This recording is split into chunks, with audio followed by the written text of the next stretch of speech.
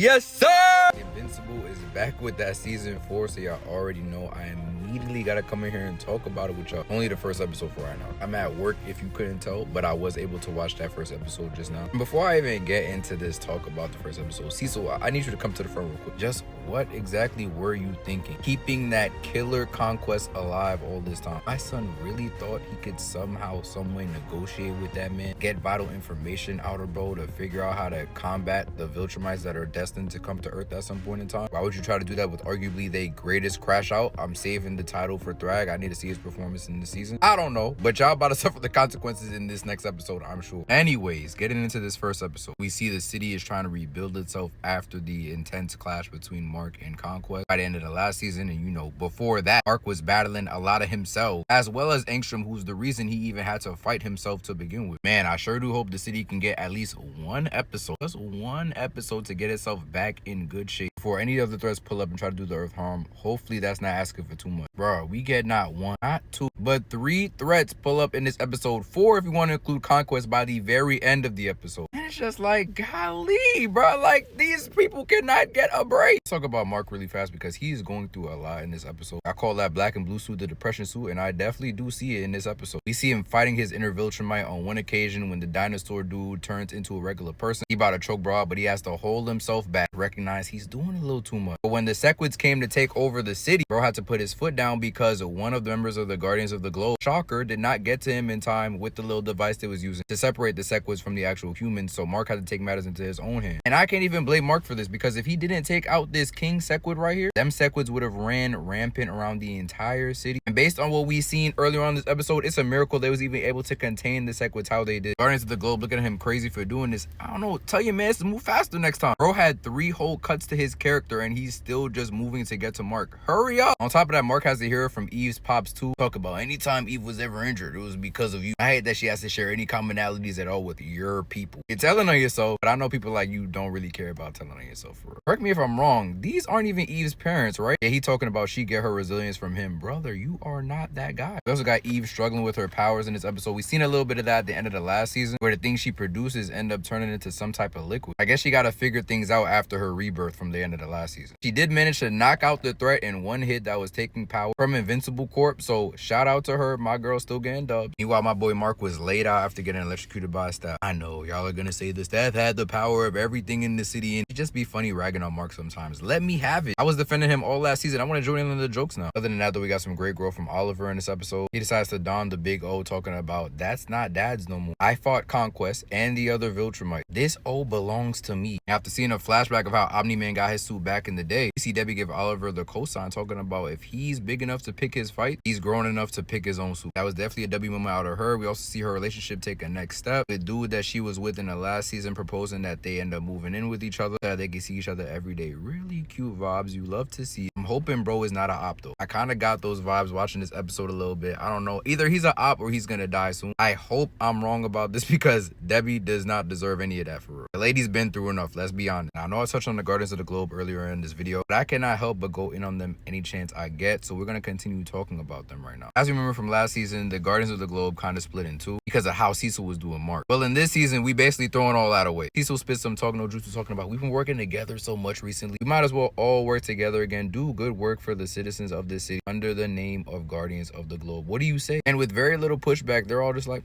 all right, we're gonna come back. But if we spy anything out of the ordinary, we're gonna walk right out that door again. It's like, why not just stay outside the door? Why not just not rejoin this man? Throughout the episode, we see Mark handling their tasks. They pulling up real late, real last minute. I mean, even with this invasion with the Sequids, I knew Mark was gonna have to pull up. They cannot handle anything by themselves. They are a joke. Keep in mind, I like the group that split off from Cecil in the last season. It was actually hooping, and now they join back with the Guardians of the Globe, and look at their performance. They putting up straight tour days to start the season. This shit is crazy. Shout out to Rudy Rex though, big MVP of this episode. My son saved the civilians down below. If he did not go down there, we would have seen the Sequids going into this 5th season, and I'm kind of tired of them at this point. Definitely glad that they've been cleaned up in this episode. I'm glad Mark got to reunite with them since the first season. I think this is the first time he's seen them again since the first season, if I'm not tripping. Maybe he saw them at the beginning of the last season. Y'all could correct me in the comments if I'm wrong. But I'm glad that this plotline is out the way. I'm looking forward to see what comes of Conquest being back in the picture now, and more of this season in general. I'm going to give this episode a cool 8.5 out of 10. Great to be back in the Invincible universe. Y'all let me know your thoughts on the episode in the comments.